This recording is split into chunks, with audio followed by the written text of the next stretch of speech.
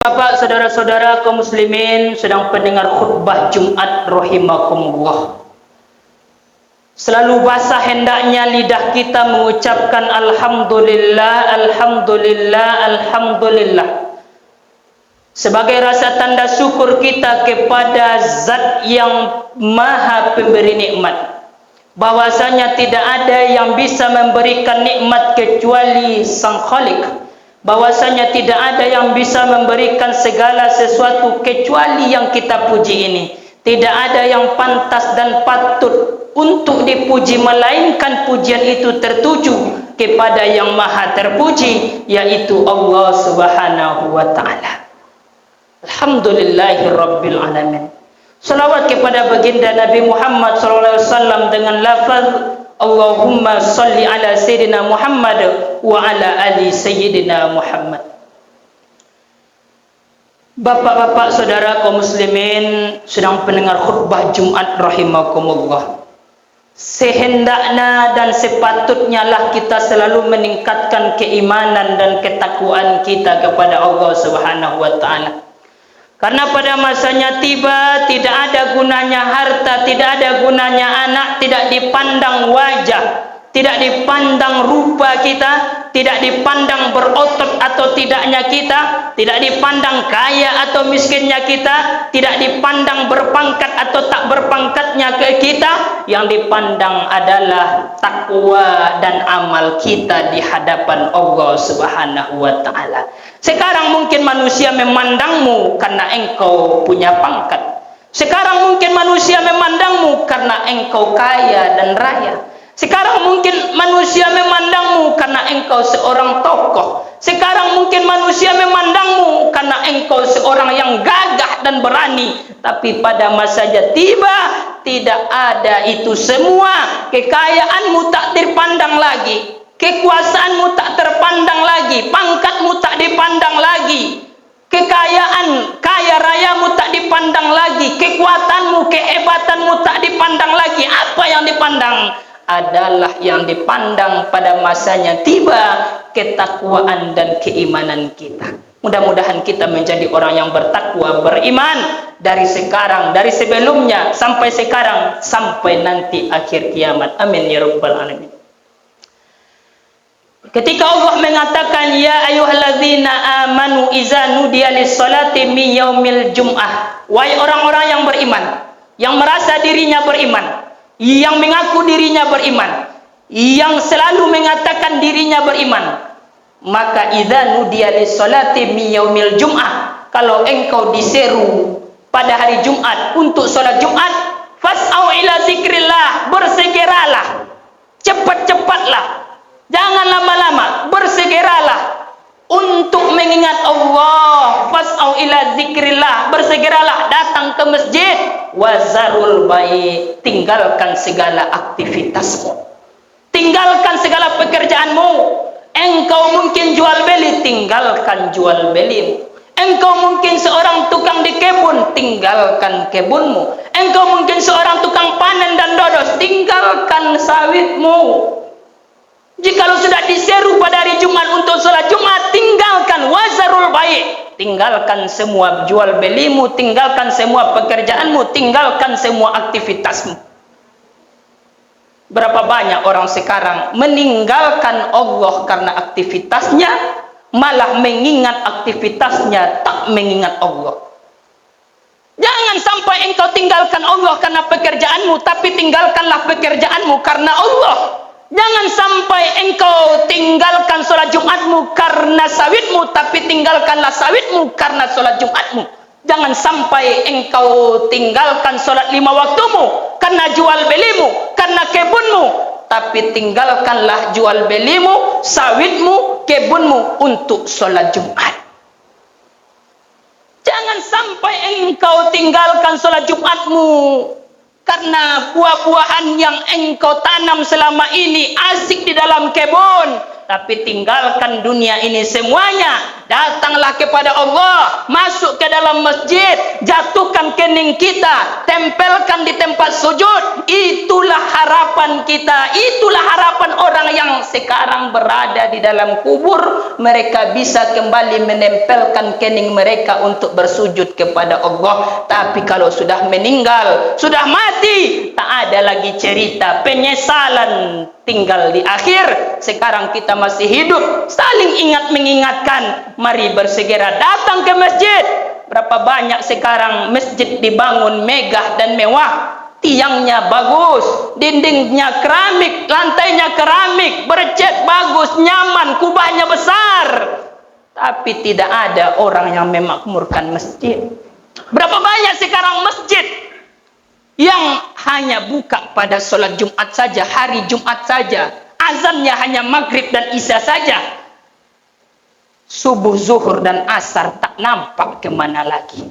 Memang betul lah kata Nabi, nanti di akhir kiamat, di akhir kiamat, di tanda-tanda kiamat, di hari-hari akhir nanti, bahwasanya umatku akan berlomba-lomba untuk membangun masjid, membangunnya, membaguskannya, membesarkan kubahnya, bermiliar-miliar uangnya habis untuk membangun masjid. Tapi ternyata ketika dilihat isi masjidnya, orangnya, satu kampung itu tak ada yang mengumandangkan azan di dalam masjid itu. Seakan-akan masjid hanya terbuka untuk salat Jumat. Inilah kata Nabi daripada tanda-tanda hari kiamat, salah satu tanda dari hari kiamat. Lalu apakah tidak boleh kita besarkan masjid? Silakan. Bagus sekali kita besarkan masjid, bagus sekali kita bikin keramik masjid, bagus sekali kita buat nyaman masjid. Tapi mari kita keluar daripada lingkaran yang disebutkan Nabi. Jangan sampai hadis ini berlaku kepada kita, ternyata yang disebutkan Nabi itu kita. Jangan sampai. Silahkan engkau bangun masjid besar-besar, silahkan baguskan masjid, tapi mari kita makmurkan isi masjid juga. Kaum hadirin sedang pendengar khutbah Jumat rahimakumullah. Kita sudah banyak terlena dengan dunia. Ternyata dunia ini hanya sementara, akhiratlah nanti selama-lamanya. Bagi orang yang tak percaya, bagi orang yang ingkar, bagi orang yang tak taat kepada Allah, akhirat itu hanya cerita, dunia inilah yang nyata baginya. Tapi ketika nanti kita mati, maka akhiratlah yang menjadi nyata. Dunia hanya tinggal cerita. Sekarang mungkin akhirat hanya cerita bagi kita, sekarang dunia yang nyata bagi kita. Namun tiba masanya nanti akhiratlah yang nyata, dunia hanya cerita. Maka jangan tinggalkan sholatmu karena aktivitasmu, tapi tinggalkanlah aktivitasmu karena sholat. Mari untuk berubah, mari untuk mengupgrade diri, melihat diri, menasihati diri. Saya selama ini sudah hidup berpuluh-puluh tahun, sudah diberikan segala nikmat, sudah diberikan kebun, sudah diberikan rumah, sudah diberikan sepeda motor, sudah diberikan mobil, sawit saya banyak, anak dan istri saya ada, kesehatan saya diberikan, saya bernapas diberikan oleh Allah. Semua nikmat sudah Allah berikan kepada kita. Lalu dengan semua nikmat itu tak juga kita ingin bersyukur kepada Allah? Tak juga kita ingin tunduk patuh kepada Allah? Kalau sudah diberikan oleh Allah segala nikmat kepada dirimu, lalu engkau tak juga lagi mau patuh kepada Allah, tak juga mau masuk ke dalam masjidnya Allah, tak mau tunduk kepada Allah, tak mau menyembah kepada Allah, maka coba tunjukkan kepada Allah apa alasan Allah ingin memasukkan Anda ke dalam surga. Mati-matian orang sekarang mencari rezekinya, mencari uang, mencari kekayaan, menumpuk harta. Padahal tak ada orang yang mulia karena hartanya. Tak ada jaminan orang mulia karena harta. Kalaulah orang mulia karena harta, maka barangkali Korunlah yang paling mulia di atas dunia ini. Berapa banyak orang sekarang menjilat ke atas, meminjak ke bawah, menendang ke depan, menyipak ke belakang, sikut kanan dan ke kiri untuk mendapatkan pangkat dan jabatan. Karena dengan pangkat dan jabatan dia merasa mulia. bapak-bapak, saudara-saudaraku sekalian, tidak ada jaminan orang yang berpangkat lebih mulia. Kalaulah karena pangkat orang itu mulia, maka Fir'aunlah lebih mulia. Nyatanya siapa yang mulia?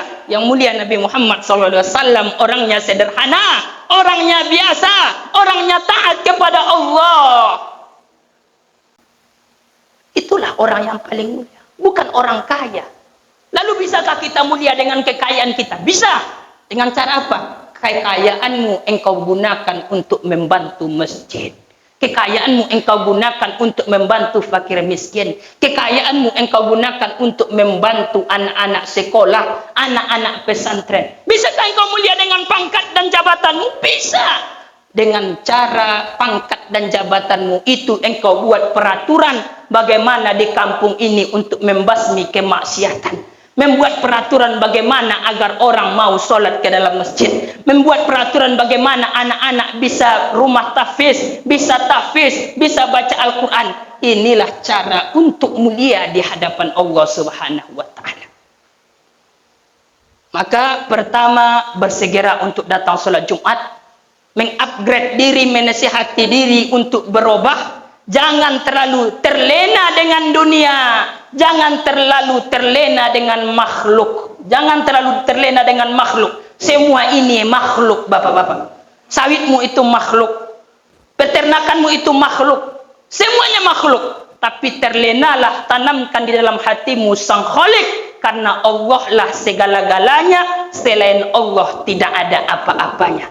Karena Allah lah yang mengatur rezekimu, selain Allah tidak ada yang bisa mengatur rezekimu. Karena Allah lah yang menghidupkanmu, selain Allah tidak ada yang bisa menghidupkanmu. Allah lah yang menghendakimu untuk hidup, selain Allah tidak ada yang bisa menghendakimu. Seberapa banyak pun engkau bekerja, jikalau Allah tak hendak, maka takkan terjadi. Sebanyak apapun engkau berusaha, jikalau Allah tak ingin, maka keinginanmu akan terkalahkan dengan keinginan dan kehendak Allah. Tetapi jikalau engkau bertawakal kepada Allah, sebanyak apapun manusia untuk tidak menghendakkan nikmat kepadamu, tapi jikalau Allah ingin nikmat itu masuk kepadamu, maka manusia tidak akan bisa menghalangi kehendak Allah Subhanahu wa ta'ala. Fa'tabiru ya ulil absar la'allakum tuflihun.